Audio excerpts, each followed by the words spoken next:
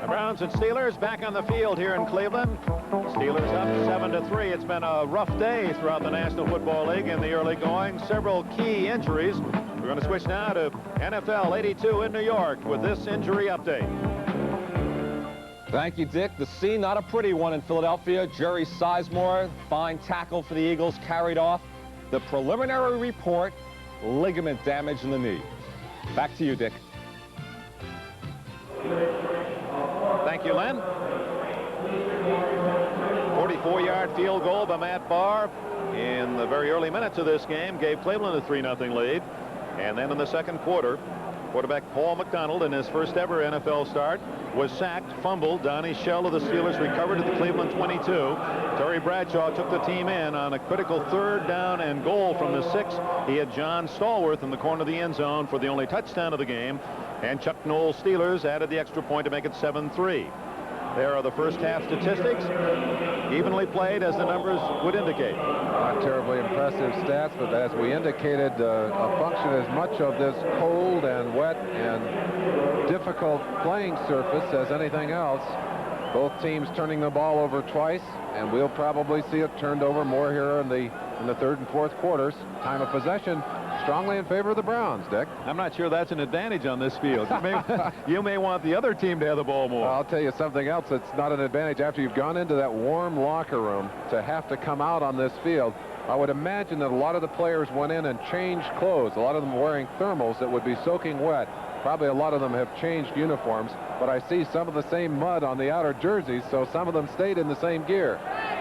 Mel Blount set a new Pittsburgh Steeler career record when he intercepted his first pass of the year in the 53rd in his great career, and this is the play. Pump fake by McDonald, but Blount, the cagey veteran, didn't go for it. And on a day when everyone's having trouble handling the ball, not that defensive back, an outstanding interception under any conditions.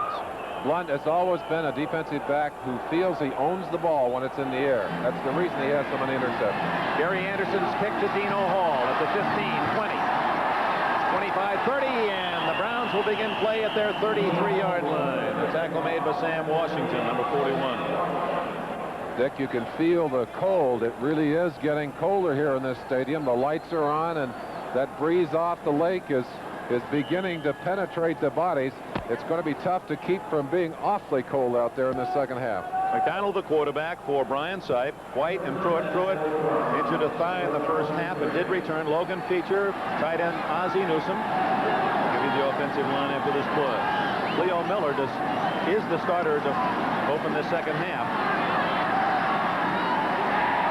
Great catch by 85 Dave Logan. Donnie Shell was trying to rip the ball away, but Logan comes up with a fine grab, and that's close to a first down.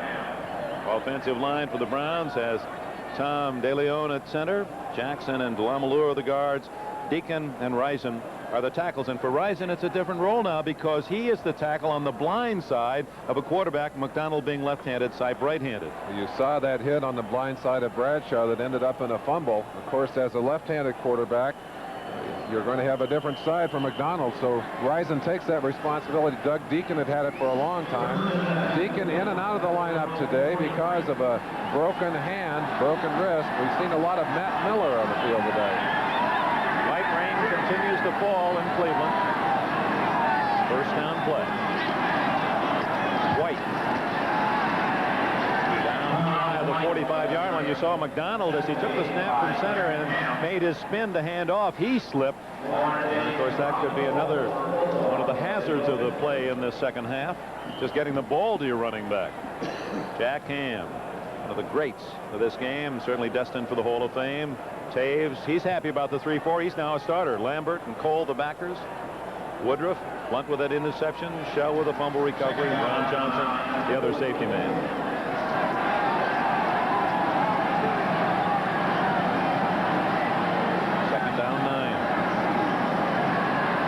Picked up Shell on the blitz, and the pass incomplete, intended for Charles White. 58, Jack Lambert, great veteran, very physical football player, over to give him a thump right out of bounds on that one, sent him all the way into his own players, almost all the way to the bench. Lambert likes to come here. He's playing only 30 miles from his home in Mantua, Ohio, where they named the high school stadium after him, Lambert Stadium. He was a Cleveland Brown fan all through his youth. 3rd and 9.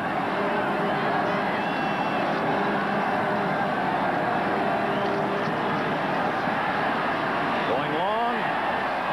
Ooh, that was close to Donnie Shell. There wasn't a Brown within 15 yards of that pass. I think it was thrown to Ozzie Newsome, but he had to unload it before he wanted to. Newsome didn't know where that football was. McDonald coming away. We'll get a little conversation from Paul Hackett, I believe, the quarterback coach of the Browns, the man that greeted him on the sideline. Yeah, that's who it was. Willie Seidner down at the 16-yard line. Steve Cox from Arkansas, the punter. He's the one with the shoes on today. Short. So the Steelers will take over just outside the 30 as Willie Sidner. Syracuse. Fair catches the ball on a 31-yard punt. Let's introduce the Pittsburgh offense. Terry Bradshaw with Pollard and Harris, 2 big backs behind him. Stallworth, the touchdown maker. Lynn Swann looking for his first catch of the day, and the tight end Benny Cunningham. Ray Penny, Craig Wolfley, Mike Webster, Steve Corson, Larry Brown. Brown, the offensive right tackle, playing on 4 Super Bowl teams as a starter, and Steelers feel that, in fact, he's never made the Pro Bowl nor All-Pro, is not only unfortunate but unfair. They feel he's been deserving of that honor. Harris, nothing there in the middle of the Browns line. Marshall Harris, defensive end from TCU, number 90, the key tackler. Both defenses out quickly. The defensive line for the Browns, Harris, Golick still in there at the middle. Robinson on the right-hand side. Banks, Cousineau, Ambrose, Weathers. Weathers earning a spot in this lineup midway through the season. Johnson, Dixon, Burrell, and Scott. Johnson's had 4 interceptions on the year. Dick has played exceptionally well. We have 3 of the top pass thieves in the NFL in this game. Johnson, Woodruff with 4, and Shell leading the league with 5. Swann can't make the catch out at the 37-yard line. That would have been good enough for a first down. That's the kind of pass that we've seen Bradshaw throw so well. Defenders behind his receiver, he'll throw the ball low, and his receiver will go down for it. If his receivers are behind the defenders, that ball is always high, and you'll see Stallworth and Smith and Swann jumping for the football. That ball thrown just a little too low. Swann couldn't dig it out. You see the 50-year commemorative patch on the shoulders of the Pittsburgh Steelers. The last week in 50 years, -2 yards passing was the worst passing day in the club's history. 3rd and 10.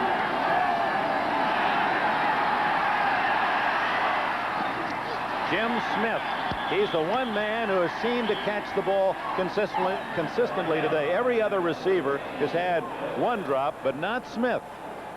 And for Dixon made the tackle. It's a first down for Pittsburgh. Smith, a little hidden stat as you watch the replay. In fact, he's caught more touchdown passes the last 3 years than either Swann or Stallworth. Working right there on number 29, Hanford Dixon, a man that they felt they could take advantage of today. Have not been able to do it very often. They were able to get a first down there. Swann right, Stallworth left. That's audibilizing.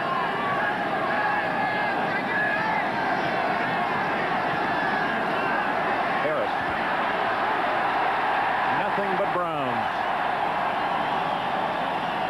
A loss of a yard from Cleveland. Let's go to New York and NFL 82.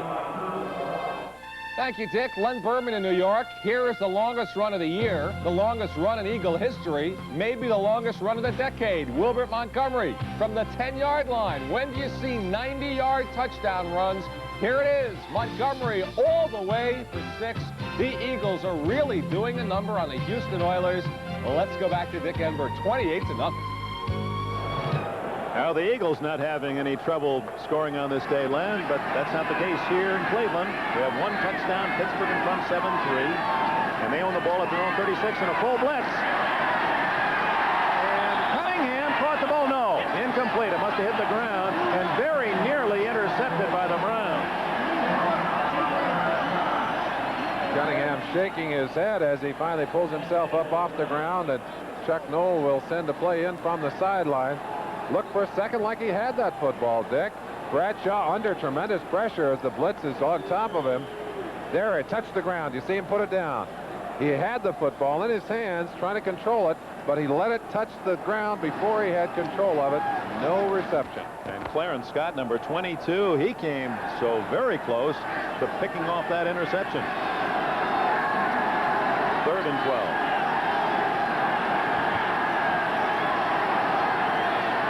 Bradshaw less than 33%, 8 for 25. Who's the man? Jim Smith, first down. Oh, my. Smith, you're going to have to send him to a higher league. Judson Flint, man in coverage there as the Browns had their nickel defense on the field. But that's the kind of play that Bradshaw has done so well over the years. Going to the wide receivers. Smith will come down. Watch him breaking onto the inside there, just taking that little move. And Bradshaw has to get the ball between two defenders. Smith, of course, had the tough job hanging onto the football. And a first down at the Steeler 49. It's 7-3. Pittsburgh leads. We're in the 3rd quarter. 10 minutes left in the period. That's Cunningham, the tight end. And they finally wrestled him to a stop. Just shy of the first down. Let's pause briefly for station identification. This is the NBC Television Network. This is WNBC TV, New York. Dick Enberg, Merlin Olsen, Cleveland Stadium. It's rained or snowed throughout the day and throughout the course of the game. The Steeler touchdown, a 6-yard pass from Bradshaw to Stallworth late in the 2nd quarter. Bahr's 44-yard field goal in the very early minutes of the game. The only Cleveland score. The Browns have not scored a touchdown now in the first half of the last 5 games since the strike was resolved.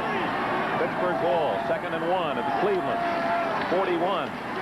And first down yardage for Frank Pollard. He gets 6 down to the 35-yard line before Curtis Weathers can make the tackle. That last short pass to Cunningham is the kind of play that the Steelers are trying to run more and more of. Of course, that's the coming pattern in the NFL, to get the ball quickly to tight ends, to backs out of the backfield. Of course, once you get it to Cunningham, you got a heck of a time stopping him. I think it took about 5 of the Browns to get him on the ground. From the 35. Bradshaw looking for Stallworth. Incomplete. It would have been spectacular under any weather conditions. It would have been unbelievable had Stallworth caught it on this day, and a flag is down. One of the things you have to have on a play like this is protection. Banks coming in from the outside is going to get past the first man there, but Pollard able to strip his legs out from underneath him. And they're working on Hanford Dixon on the right corner for Cleveland. You'll see him here streaking down the sideline, a well-thrown pass, and on an ordinary day, a ball that would have been caught. Holding number 73, offense, first down. Craig Wolfley. Wolfley from Syracuse. Says he patterns himself after Joe DeLamielleure, the opponent, Cleveland Browns fine right guard.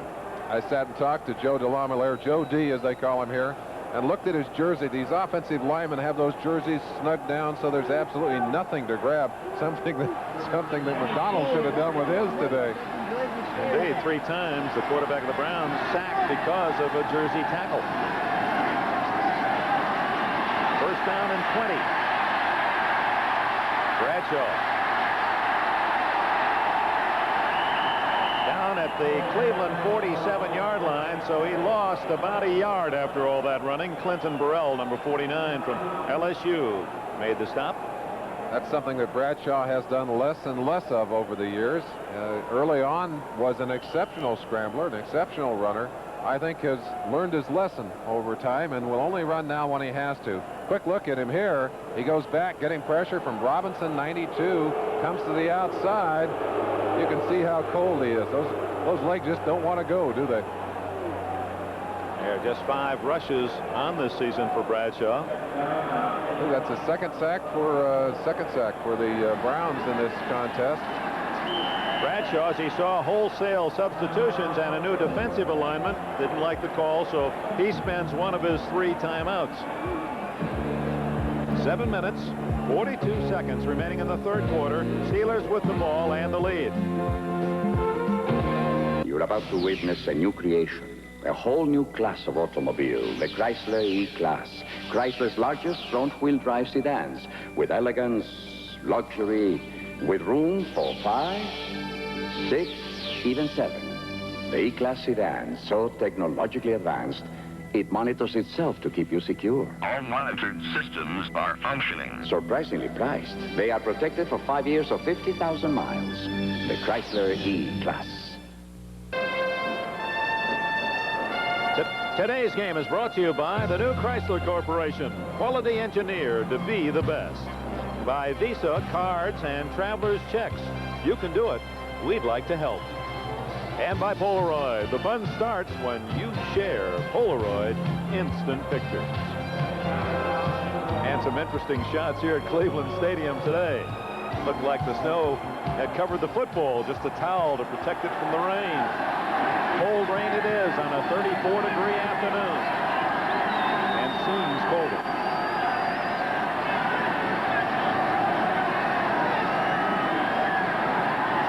Oops, Bradshaw and Harris ran together, and Harris makes only a couple yards to the 44. Judson Flint.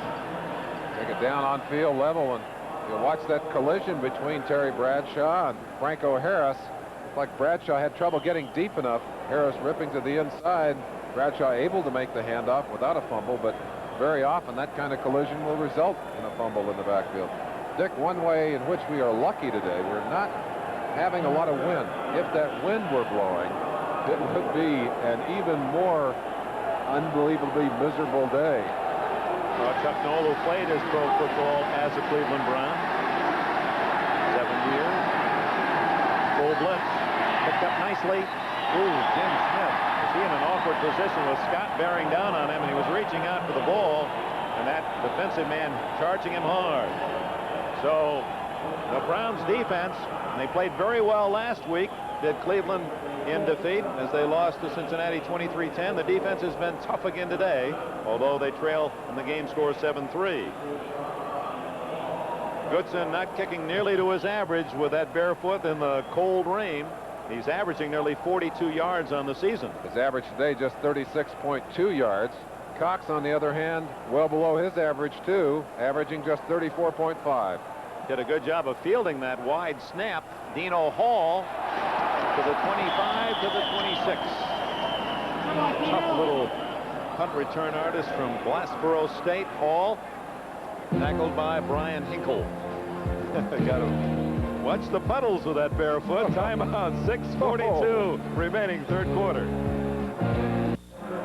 John Goodson, the barefooted punter of the Steelers. What does he wear when he leaves the field of play? No. He likes it that way. It's a little awkward at the dance, but you get used to it. Let's hope he has all those toes tomorrow. Cleveland's ball at the 26. McDonald complete to Ozzie Newsome. Out of bounds at the 36-yard line. That's about a 10-yard gain. Blunt and Cole got him out of bounds. Let's run down the scoreboard early games. The Giants still leading at Washington 14-9 in the third quarter. 7-3 the Cardinals lead the Chicago Bears at Soldier Field in the third period. Philadelphia 28-7 lead against Houston in the third quarter. Montgomery a 90-yard run in that one. Minnesota at Detroit with a 24-10 lead in the third period in a Central Division game. Green Bay 10, Baltimore 3. Colts are playing tougher and tougher, that young team of Frank Kush. Just short of the first down, and the crowd chanting for Cleveland.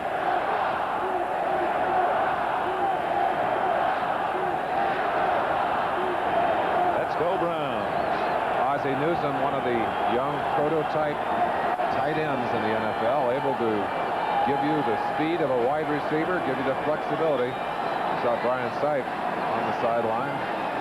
He's just trying to stay dry over there today. He's probably the coldest of all. Yeah, it's got to be a cold feeling, Dick, and I sympathize with him. He's not only a gentleman, but he's a great athlete and a real overachiever who's done great things here in Cleveland. 2nd and inches in the pit.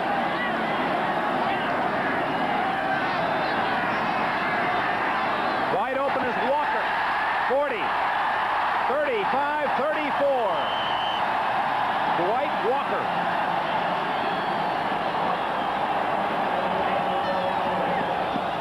McDonald getting time to throw that football as his offensive line gave him good protection on that last play. Quick look at it from behind. You see De Leon in the center, 54, pulling his man to the ground. And they found an opening in the middle right there. Not able to get anybody on top of Dwight Walker. Dwight Walker makes them pay the price for that. Warren Taves, 51, looked like the man chasing him. Went to the same college as Gary Barbaro, the fine defensive back of the Kansas City Chiefs, Nicholls State. Charles White into the stone wall, and a flag is down. I think we got a penalty on Ozzie Newsome there. Flag came in late. Either that or a face mask, and the look on Newsome's face, I think it was against the Browns. Ozzie up quickly, shaking his head. Let's see what we got here. And we'll see if Pittsburgh takes the penalty or what was a loss on the play anyway.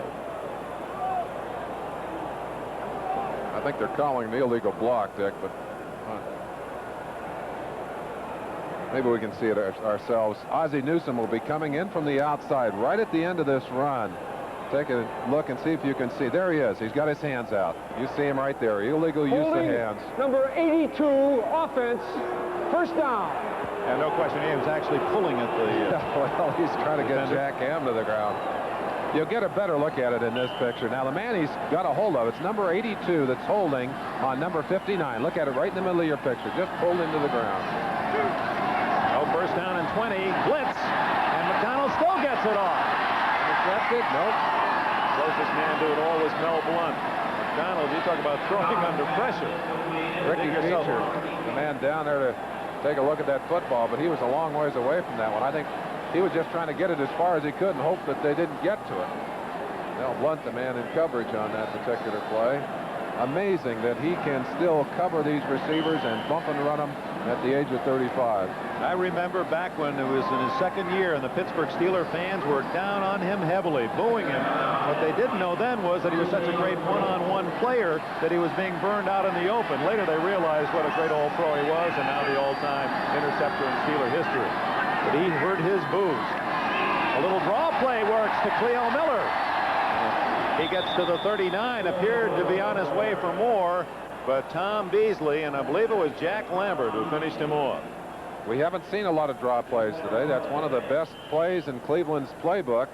They normally run it with Mike Pruitt, but Pruitt, nursing a thigh bruise, is on the bench. Cleo Miller does the honors here and does a good job of picking up some yardage. The Pittsburgh Steelers expecting pass, vulnerable to that play, still managed to stop it. It's going to be 3rd and 15. 5 minutes left, 3rd quarter. Out of the shotgun.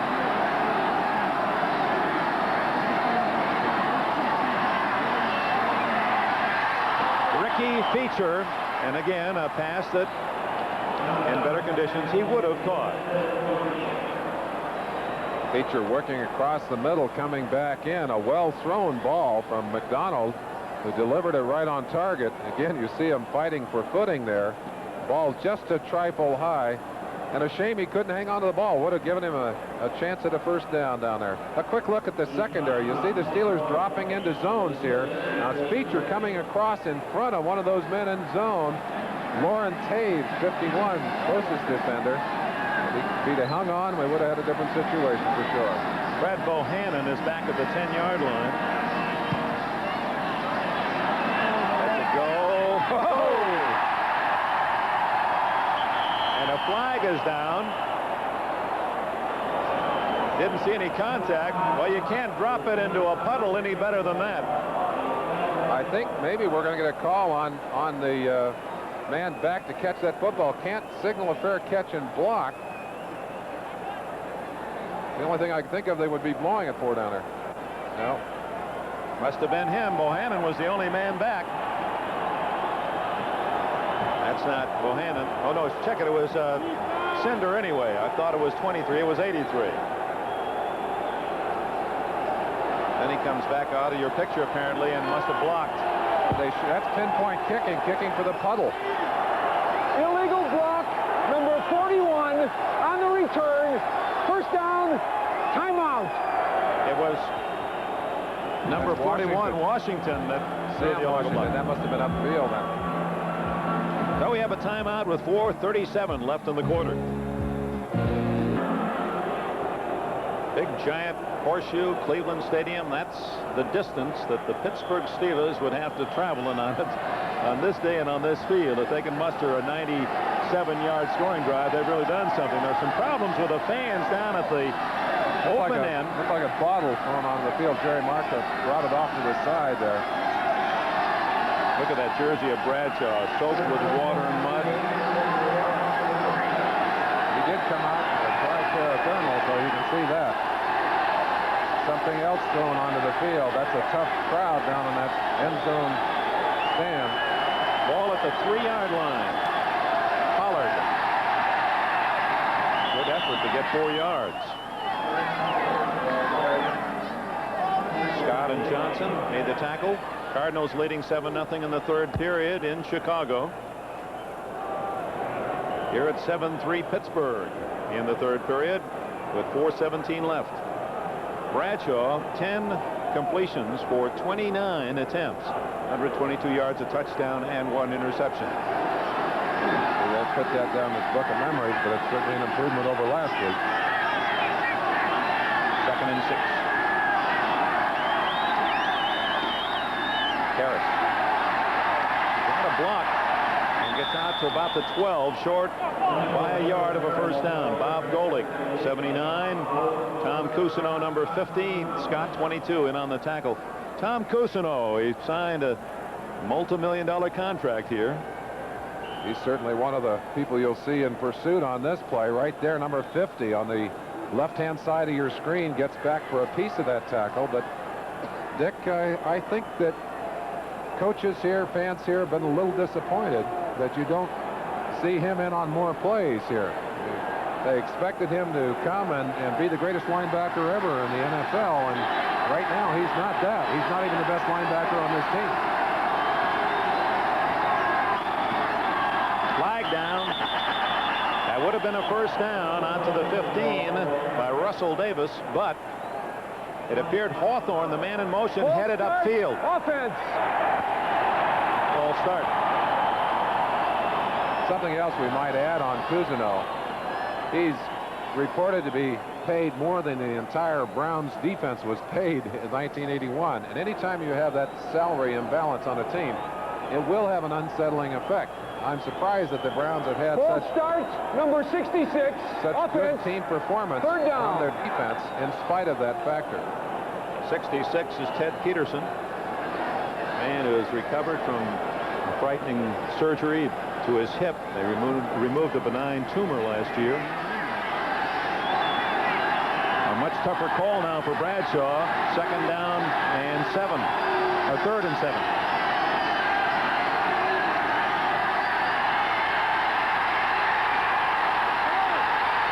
Incomplete and very nearly a safety. Number 99, Keith Baldwin, hit Bradshaw as he delivered. Bradshaw well aware of that pressure, though.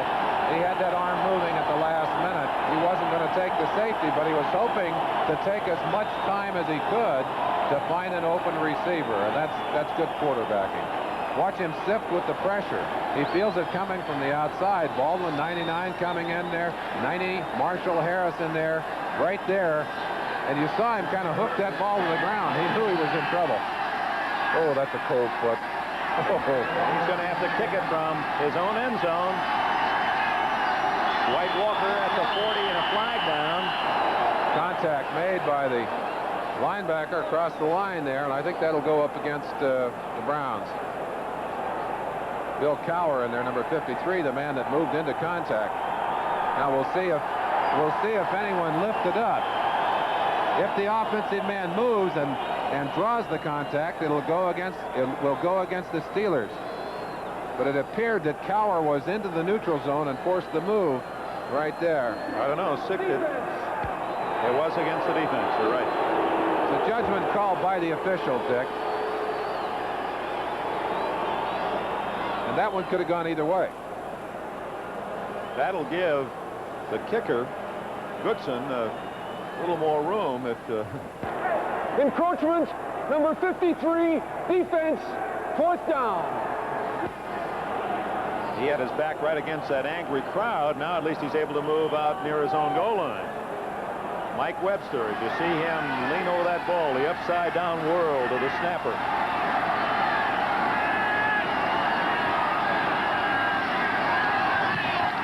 Off the side of his foot. Oh, that's going to give the Browns great field position at the 23-yard line, maybe the 27.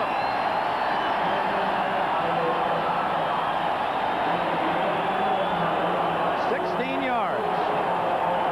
See if we can see where he hits it. Looked like he slipped a little bit as he started out on that one. Simply did not get his foot into that ball. And boy, that puts him in the hole. You see him coming side to side with his head down. He'll be taking a little chewing on the sideline.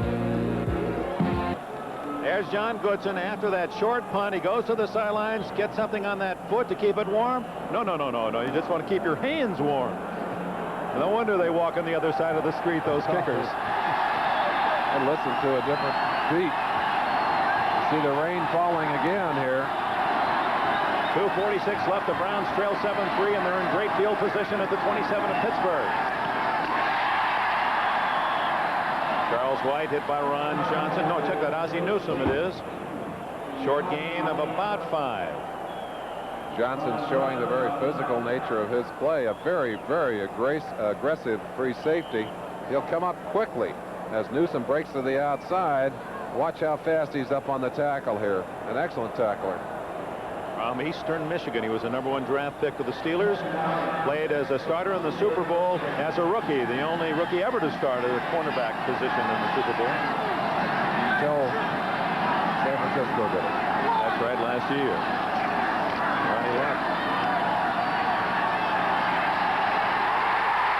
Not a touchdown, but it's close. 2-yard line. Newsome. I guess it's retribution. For so many years, the Steelers have taken the Browns onto their own field. Their receivers would lead them to a soggy place on the field or a slick place, take advantage of them. Watch Newsome doing the same thing here to Donnie Shell as he leads him down the sideline. Watch number 31. As he turns around, you see him right there, going to the ground.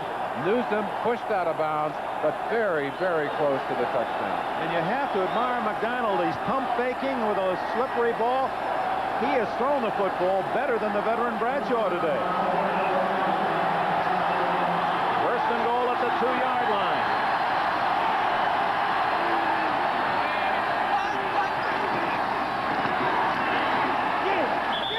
There may have been a fumble. A vicious hit on 38 Davis, who has his Super Bowl ring, and now a flag down. We may not have a flag. We definitely have a fight going on down there. A little battle. One of the things that all of these Brown players talked about was the aggressive nature of the short yardage defense the Steelers are playing right now. One of the reasons, number 58, Jack Lambert, hits the man right, hits his runner right in the middle of the backfield. Good job by the runner to get by him, but unable to get in for the score. Johnny Davis and Cleo Miller behind McDonald. Davis again. Touchdown.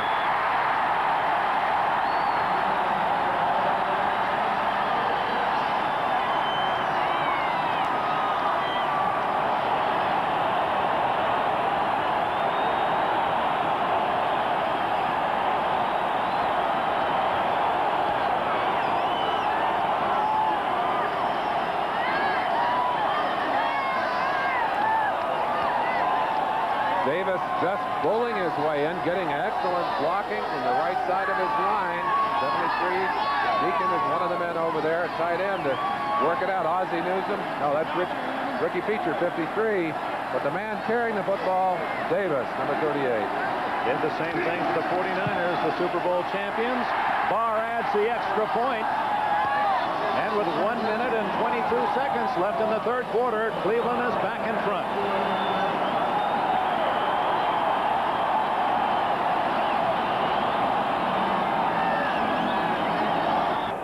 Are you excited about the Grand Marshal responsibilities coming up with the Rose Bowl parade? Dick, I'm excited. Now, you're going to have to keep things warm and comfortable in the booth till I can get back from the parade and help you do the broadcast. You know it's going to be better than this. It's good. I hope it's not this cold out there in Pasadena, California. Last time I did a Cleveland game in Cleveland, I worked alone without that big body of yours. I don't think I can keep this booth warm today. Cox picks it off. Bohannon at the 12. Ooh. Fumble. And the Steelers recover at the 32-yard line. A very alert recovery. That ball bounding in the open.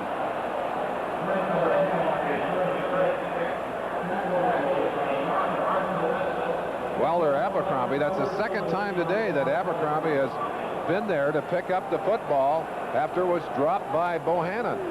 If Pittsburgh should lose, they'd drop to 4-3 and onto that elite company of the Raiders, the Bengals, Dolphins, and Jets. And if Cleveland should win, that would move them back with live hopes for the playoffs.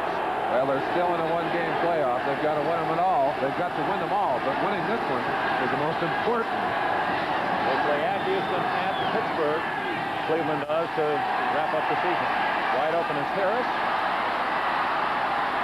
He's to the 39, an 8-yard gain. Dick Ambrose from University of Virginia made the tackle. We're in the final minute of the third quarter. Talking to Sam Ratigliano, Dick, he mentioned to me that on 3 different occasions they've caught the Pittsburgh Steelers coming off embarrassing losses.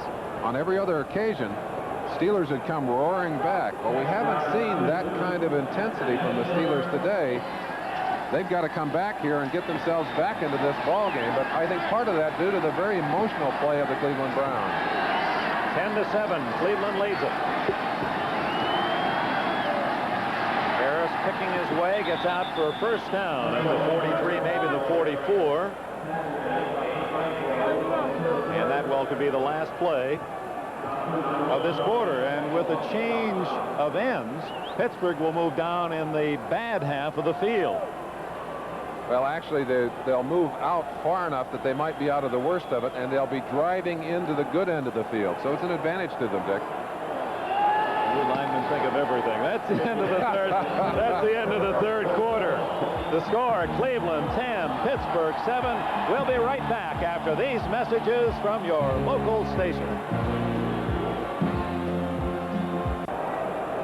And Steeler enthusiasm dampened a bit by that Brown touchdown. 10-7.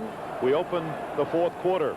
Meanwhile, an NFL record has been tied today. Mark Mosley, the place kicker of the Washington Redskins, has kicked 2 more field goals, now has 20 in a row to tie Garo Yepremian's mark. And interestingly, in that same game, Mosley missed an extra point. And the Giants still lead 14-12 against Washington. First down and under pressure, Bradshaw intercepted. Clarence Scott at the 42 of Cleveland.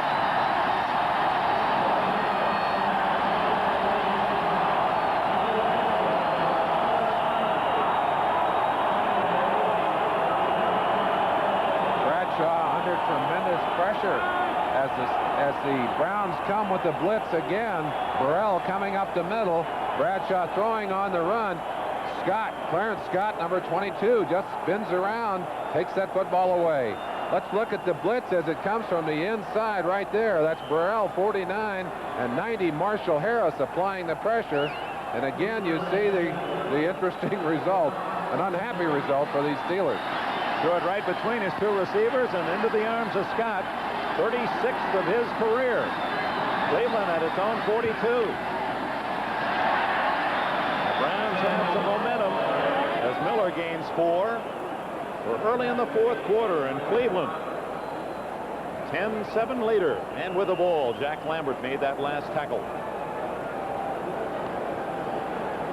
Owner Art Modell of the Cleveland Browns, located very near our broadcast booth, and I had a long chat with him yesterday, and he said, I apologize for Thanksgiving. I said, what do you mean? He said, well, My Browns didn't play very well. I know that was a long second half for you and Merlin, and NBC said, I think we're going to give you a better game tomorrow, and indeed the Browns have.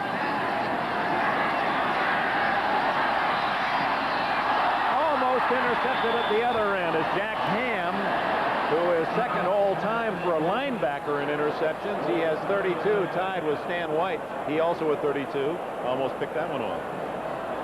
Certainly something McDonald does not want to do here is to make a mistake. Comes back quickly, throws the ball. Receiver stopped. Ozzie Newsome coming over the middle. He just stopped. I don't think he thought that ball was coming inside. Jack Ham, 59, not getting many chances at interceptions these days as he comes out on most passing downs. The all-time record for a linebacker is 37 interceptions. That's Shinnick. Don Shinnick, Baltimore Colts.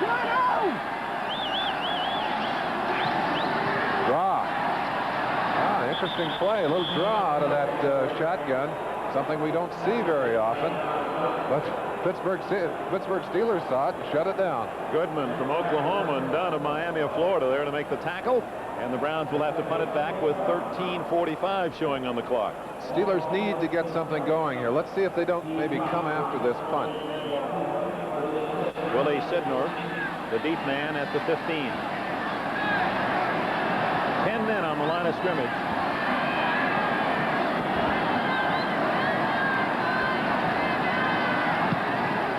Good high kick. Good coverage. Whitwell, Mike Whitwell from Texas A&M, a rookie. He was sprinting downfield, and Sidner could not pull away. A 37-yard kick, a 4-yard return. Timeout, 13:20 remaining in the game. Steelers with the ball trailing by a field goal.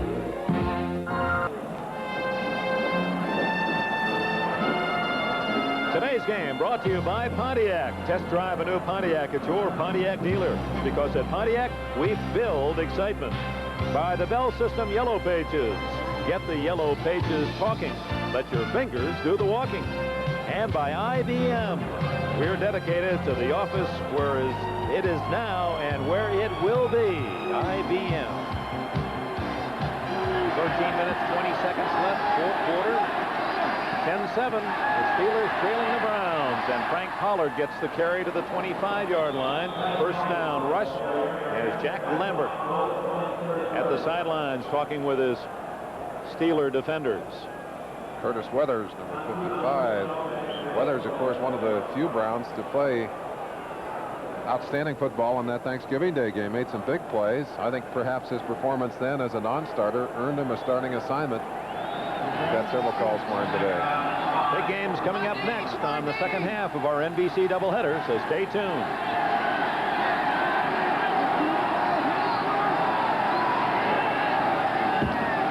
Second and 5, Franco blasting up the middle for 9 yards. First down at the 34-yard line. Boy, how many times have we seen that play through 11 years of Franco's career? Key to this play, though, is the play of the center, 52, Webster, on Golick. The inexperienced nose man simply took him to one side and locked him off. Franco blowing up through there, makes an excellent play. Finally hit by the linebacker, but not until he picked up the first down. 37 yards for Harris gives him 355 for the year. Leading rusher, as has been so many seasons in Pittsburgh. Little misdirection, and Harris gets only to the 36-yard line. It'll be 2nd and 8. Weathers on the blitz, actually blocked by Corson. That was a little trap play, but because of the penetration of the linebacker, not much room. Harris doing a good job of avoiding the loss. Going to be 2nd long. Curtis Weathers, a tight end, made into a linebacker by the Browns, and very successful has number 55 Weathers been as he subs for the injured Clay Matthews. Several converted tight ends in this ball game today, Dick. 2nd and 8. Pollard, only 2 yards. It'll be 3rd down and 6 as some light snow begins to fall. Golick and Pollard. Golick was a wrestler in high school. In fact, he and Cousineau both were Cleveland area high school wrestlers, and Golick wrestled at Notre Dame. That's one of the reasons why, even though he played linebacker most of his life, Cleveland always saw him as a nose guard, and their scouting staff and key man there, said if he ever comes up on waivers, grab him as a nose man, and they've done that, and he's playing as a starter today. 3rd and 6.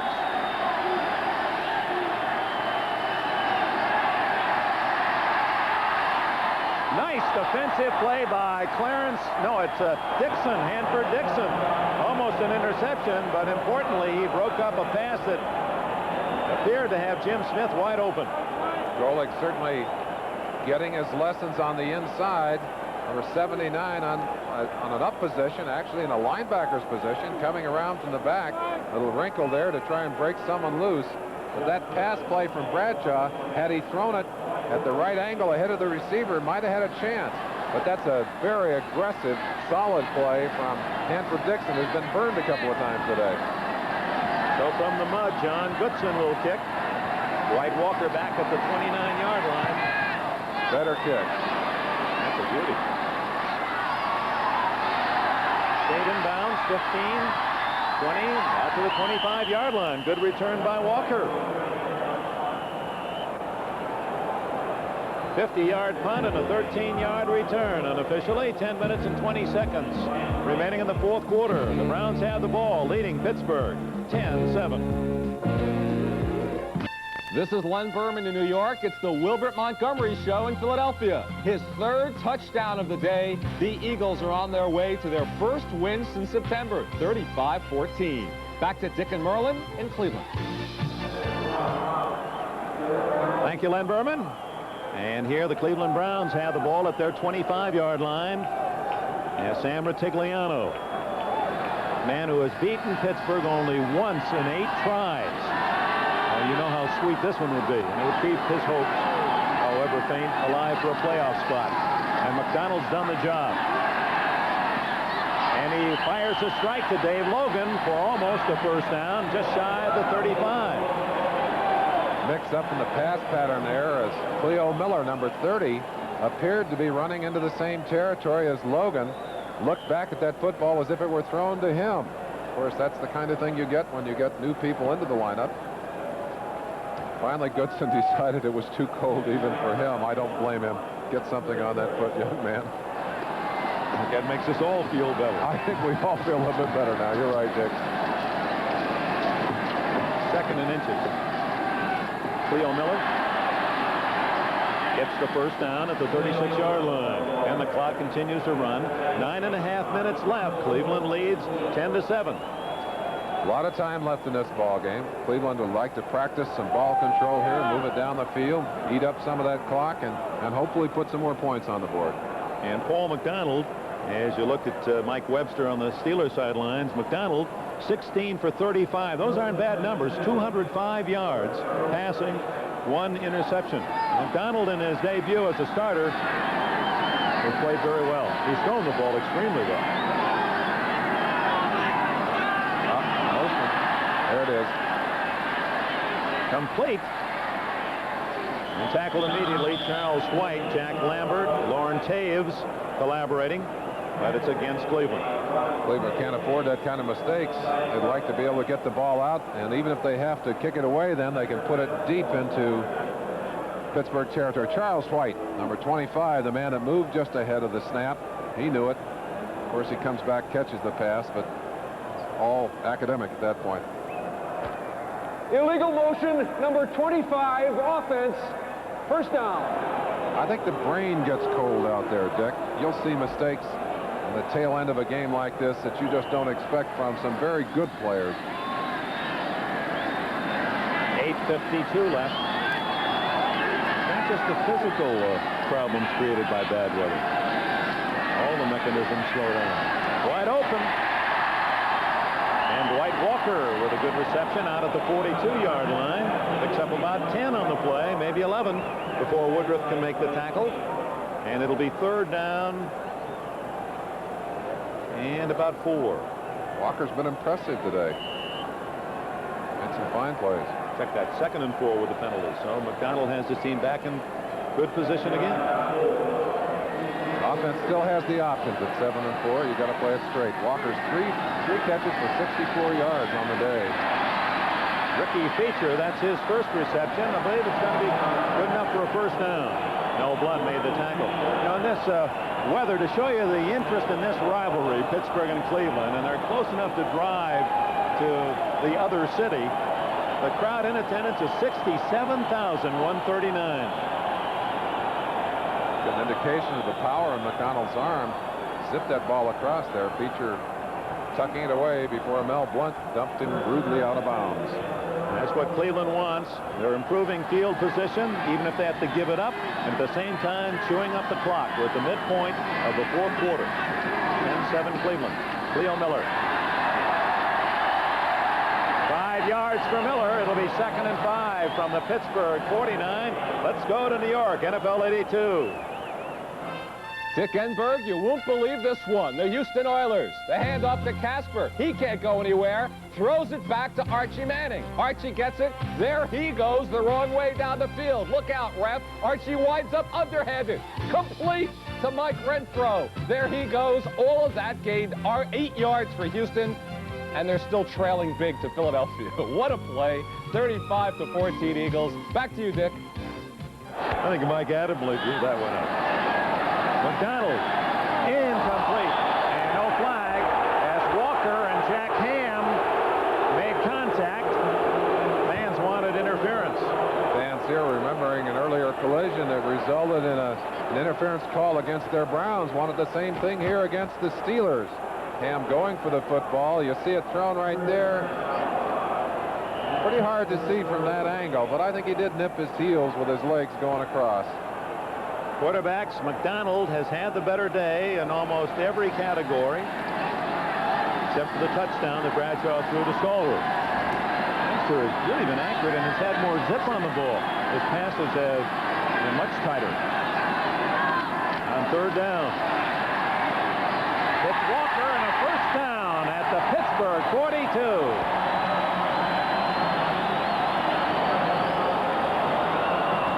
That's the kind of play that Brian Sipe used so well and so effectively in the very strong games that he played for the Browns, and McDonald just picking up where he left off. Excellent play by Walker, too, as you saw him gather himself and sidestep to pick up that first down. You see the other scores. Bears have tied the Cardinals. 45-14, Philly a big leader in the fourth quarter. Minnesota leads by a touchdown and Detroit in the fourth quarter. Think about it, Walker, he's caught 4 today, had only 2 all year prior to today. Green Bay leading by a touchdown. And Baltimore. Here the Steelers were offside. Cleo Miller. Oh, some rough hitting. Donnie Shell, you know, when you see that head jerk back with the ball carrier, the shell's somewhere around the tackling scheme. Steelers have always played physical defense, and of course when these two teams get together, you add a lot of emotion to that. Little eagerness there as they were flagged for being offsides. Mark off the quick 5, 2nd and 5. Good situation for the Browns. Very unhappy Chuck Noll. Offside, number 93, defense, first down. Well, Noll's team, before the strike, they beat Dallas and Cincinnati, 2 outstanding clubs. But after the strike, after beating Houston, they were shut out at Seattle, beat Kansas City, shut out at Buffalo, and they're losing 10-7 today. He's not a very happy head man on the Pittsburgh sideline. McDonald just lost his footing at the 46. There's no chance to dump it. 6 sacks now for the Pittsburgh Steelers, so that at least temporarily, based on what other clubs do, puts them in the lead in the NFL in the sack department. Let's give Gary Dunn a little bit of credit as he just broke the center of that pocket with a tremendous physical rush. You saw Minnesota going ahead 24-17, and they came back and got a Dan Meyer field goal and now lead 27-17 with 9.5 minutes left in the game at Detroit. 2nd down, 13. Ooh. There's a case where Ricky Feature actually did more of a job of defending against the catch of the pass than Blunt, the defensive player.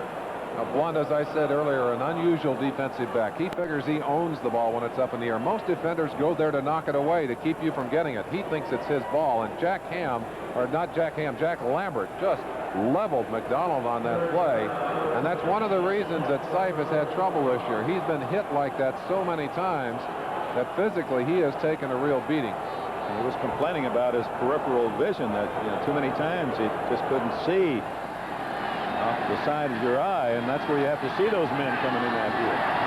Much less picking on your receiver.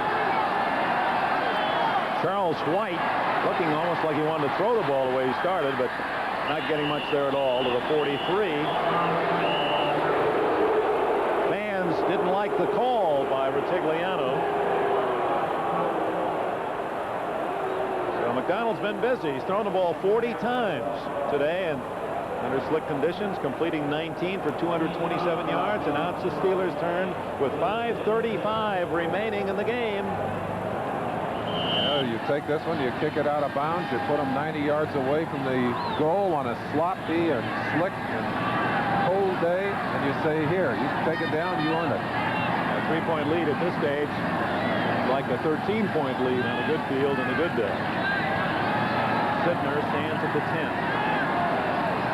Steelers coming with 10 men. Trying to block it. Oh. No flag, no flag.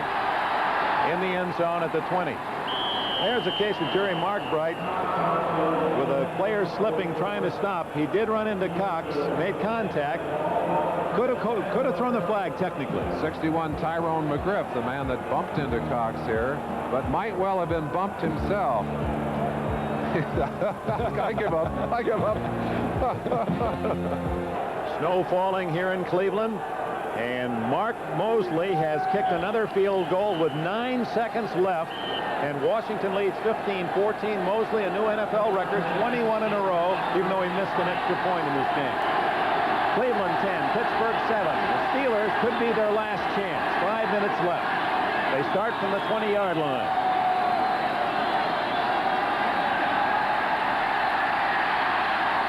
As a man, Pollard, incomplete at the 40-yard line.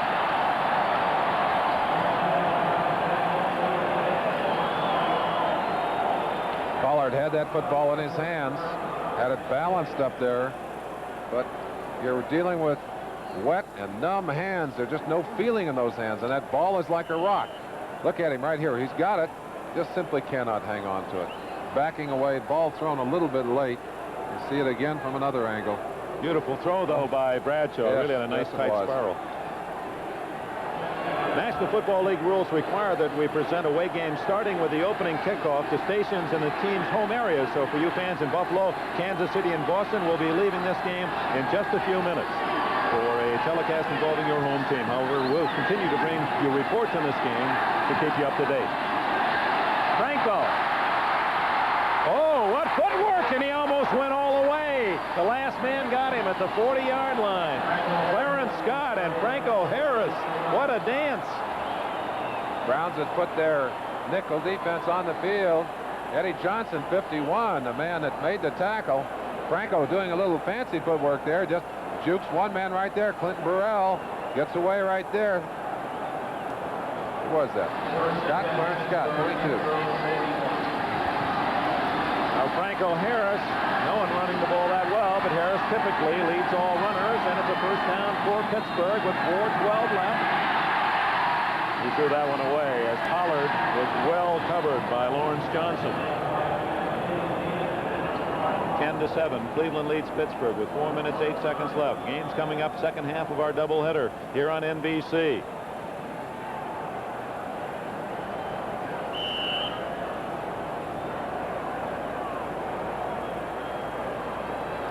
Chuck Noll. His team down 10-7.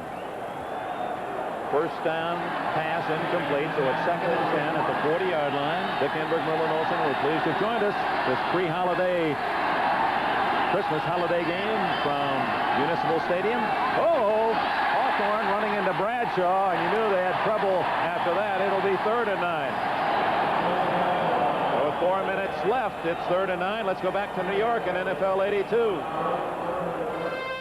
Thank you, Dick Enberg. What a moment for Mark Mosley and the Washington Redskins. 4 seconds left, trailing the Giants by 2. Mosley goes for the record. He gets it. 21 straight field goals in succession. The Redskins beat the Giants and clinch a playoff spot. Back to you, Dick. Yeah, that Redskin team outstanding all year. And Mosley, what a way to set the record, a 42-yarder to win the game. Here, third down.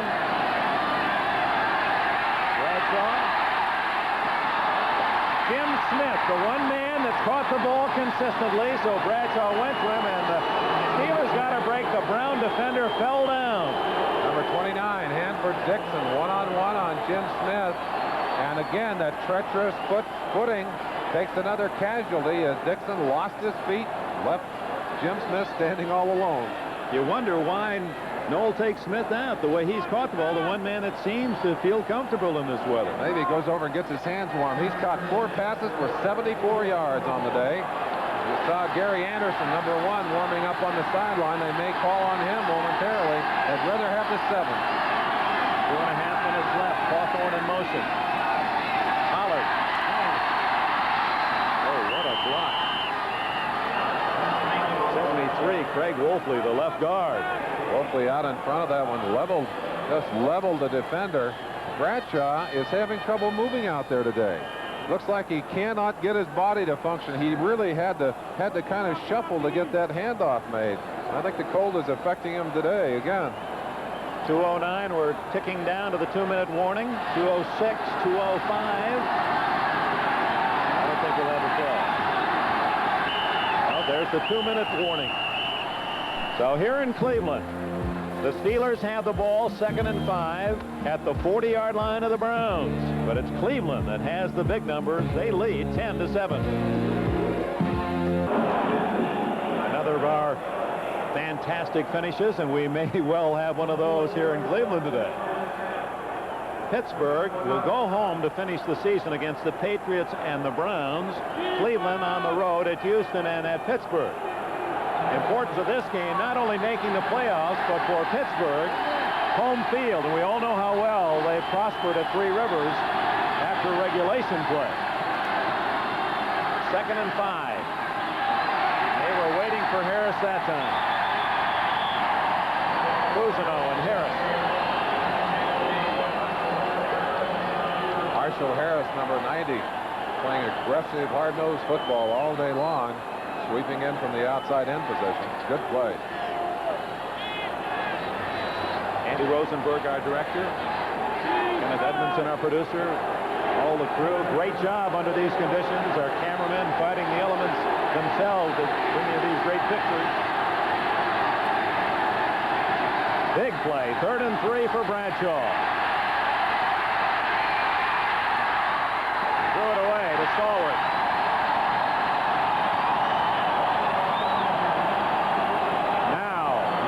Truth for Pittsburgh. 4th down and 3. And they're out of field goal range. Or presumably you would think they are. Webster very angry at Craig Wolfley on that play, telling him he's got to make an adjustment. Of course, in the 3-4, the guards have to pick up those stunning and looping linebackers and linemen.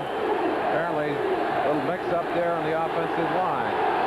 Here come the Browns. 5 defensive replacements. All the linebackers out. New linebacker in. Watch the defensive backs. They're expecting a pass. Let's see if they get it. 4th down and 3. Or the Steelers give up the ball with 1:17 left. Intercepted by Hanford Dixon.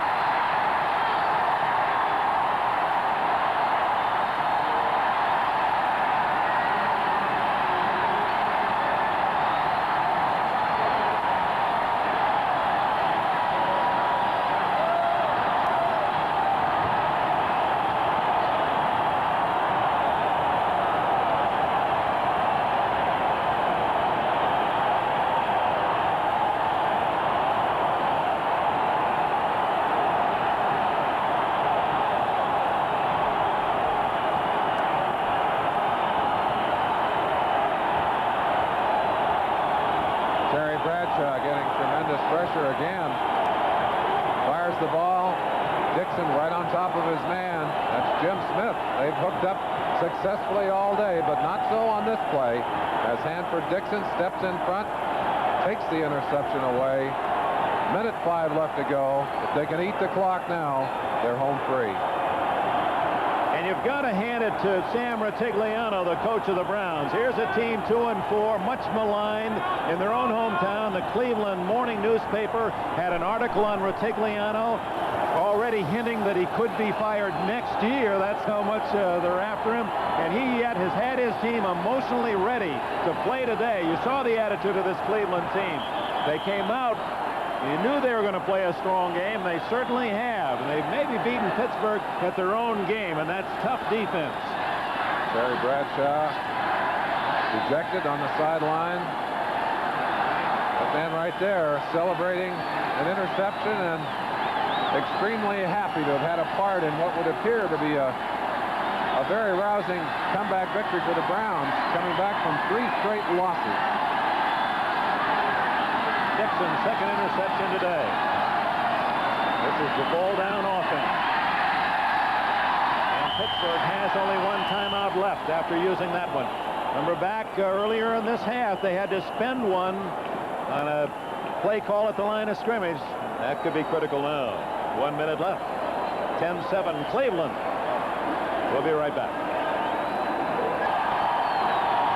While we were back, they took a short timeout and they ran another. Paul McDonald just sit on the ball. Here it is.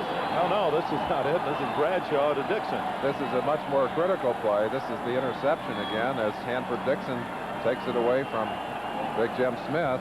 And of course now Cleveland, with the luxury of being able to just sit on the football and run it out a couple of times, they're going to have to kick it away, though, Dick. I don't know that they're going to be able to get all the time off that clock, which means that the Steelers may have a chance to try and block a punt and get themselves back into this game. So the Browns haven't dodged all the bullets yet. 3rd down and long at the 26. The Steelers can't use, and they've used all their timeouts. They spent one earlier. And now they're down, the clock is running, and Pittsburgh can't stop it. They'll hurry to get on their side of the line of scrimmage so that the ball will be marked. 45. They haven't marked it yet. The officials, the Steelers are saying, hey, how come? They haven't marked it yet. It's still 30 seconds on there. Oh, they ought to be furious. I don't blame them for being mad. Clock is still running. And now they don't have to run a play. Pittsburgh actually was on the line of scrimmage with 40 seconds left, and the officials didn't mark the ball, and they are going to be open for criticism. You know Noel is going to write the proper authorities on that one. And now, Jerry Markbright, this is obviously something was wrong. And now the Browns stopped the clock finally. Yes, yes. What happened was the 30-second clock did not go off. That may be operated by someone here locally that got a heart in the way, but the official on the field. All right. Yeah, they don't miss any. The officials were on top of it. They knew, well, there's the 13 seconds, and, well, it should have been. It was around 43. Interesting. One of the clocks there, one of the 30-second clocks still shows 4 seconds. That was the problem. We want to thank John Betchkull and Pete Halvin and Steve Dance for their help, support in our booth today. I don't think I'd want to be Steve Cox right now. He's got to get out there. He's got to take the snap on this punt and get it away. And the only thing that can beat the Cleveland Browns right now is a blocked punt.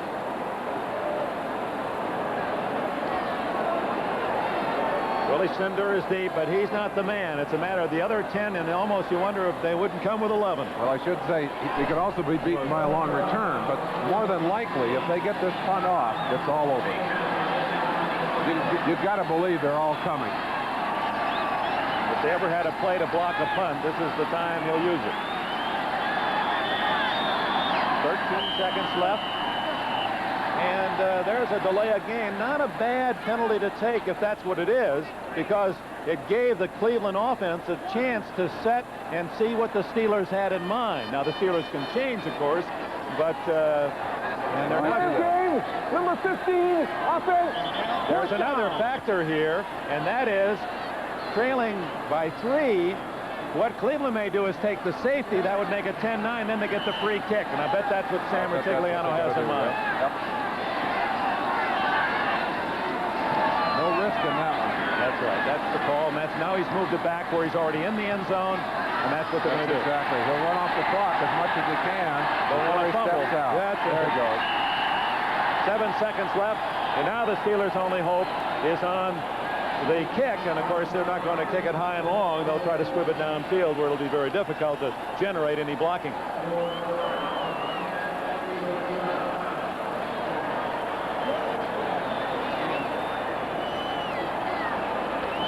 Coaches play these things down in their own mind.